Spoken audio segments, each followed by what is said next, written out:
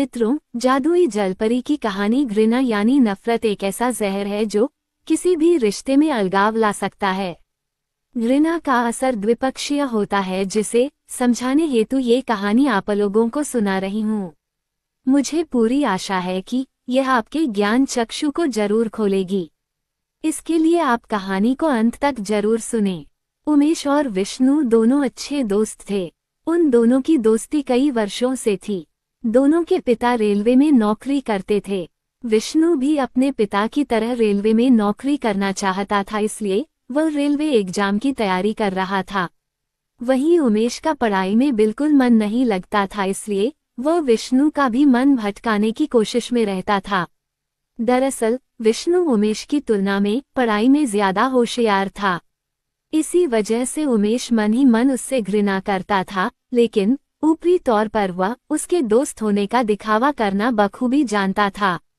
एक दिन उमेश विष्णु से पूछता है, तुम सारा दिन पढ़ाई करते करते बोर नहीं होते?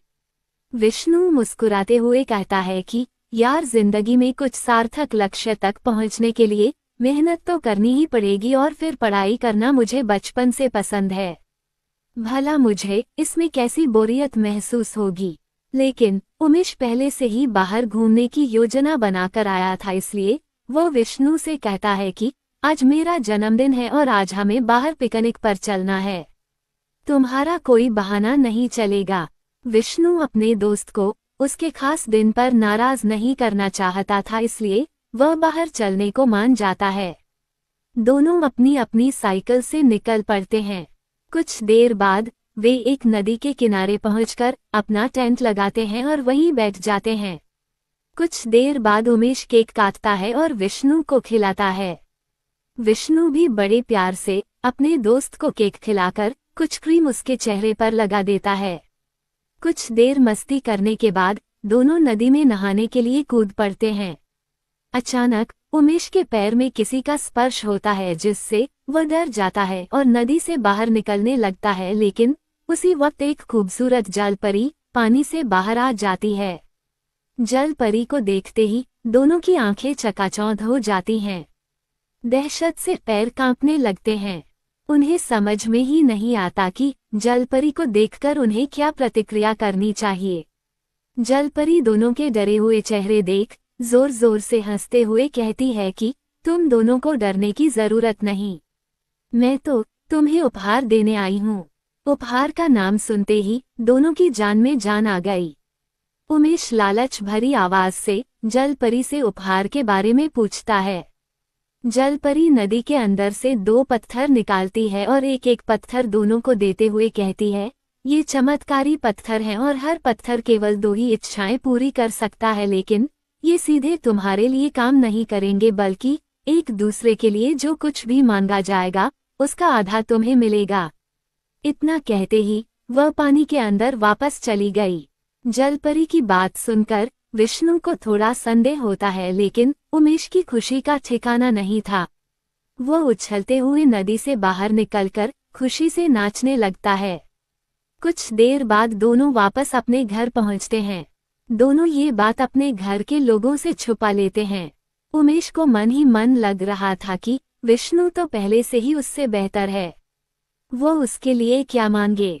वो विष्णु से कहता है, तुम मेरे लिए बहुत सारी दौलत मांगो ताकि उसकी आधी तुम्हें भी मिल जाए और मैं भी तुम्हारे लिए उतनी ही दौलत मांगूंगा।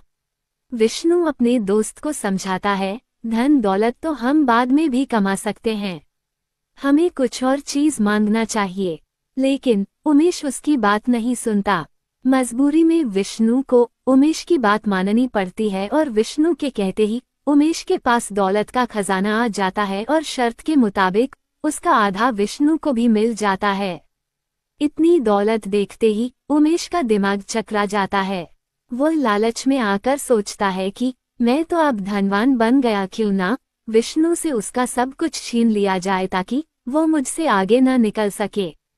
और वह जलपरी के दिए हुए पत्थर से विष्णु को पूरी तरह से अपाहिज करने की कामना करता है और अगले ही पल विष्णु पूरी तरह अपाहिज हो जाता है, लेकिन शर्त के अनुसार उमेश के शरीर का आधा हिस्सा भी अपाहिज हो चुका था। विष्णु अपने दोस्त का छल देखकर दुखी हो जाता है। उसे यकीन ही नहीं होता कि उसका दोस्त उससे इतनी घृणा करता था जो उसने पत्थर से यह मांगा। उमेश को सबक सिखाने के लिए विष्णु अपनी दूसरी इच्छा में उमेश की सारी दौलत छीन लेता है। दौलत जाते ही उमेश विष्णु के सामने गिड़गिड़ाते हुए कहता है कि मुझसे गलती हो गई, मुझे मेरी दौलत लौटा दो। लेकिन तीर कमान से निकल चुका था। फिर भी उसे रोते हुए देख विष्णु उससे कहता है कि मैं तुम्हें अपनी सारी दौलत दे दूंगा, लेकिन पहले तुम मुझे पूरी तरह ठीक करो। दौलत मिलने की लालच में उमेश पत्थर से अपनी दूसरी इच्छा में विष्णु को पूरी तरह ठीक करने को कहता है और अगले ही पल विष्णु पूरी तरह स्वस्थ हो जाता है। लेकिन परिणामस्वरूप उमेश अभी भी 1/3 शरीर से अपाहिज ही रहता है। दोनों इच्छा पूरी होते ही पत्थर अपने आप गायब हो जाते हैं। तभी विष्णु वहां से उठकर जाने लगता है। उसे जाते देख उमेश लंगड़ाते हुए उसके पास पहुंचता है और उससे उसके वादे के अनुसार दौलत देने के लिए कहता है, लेकिन विष्णु उसे किनारे हटाकर उसकी जिंदगी से हमेशा हमेशा के लिए दूर हो जाता है। दरअसल उमेश के घृणा भाव ने विष्णु का दिल तोड़ दिया था। अपने दोस्त के जाते ही उमेश को अपनी गलती का बहुत पछतावा हुआ। उमेश आज भी पश्चाताप की आग में जलते हुए अपाहिजों की जिंदगी जी रहा है और इसी के साथ यह कहानी खत्म हो जाती है। मित्रों, कहानी के बारे में अपनी राय अवश्य दीजिएगा।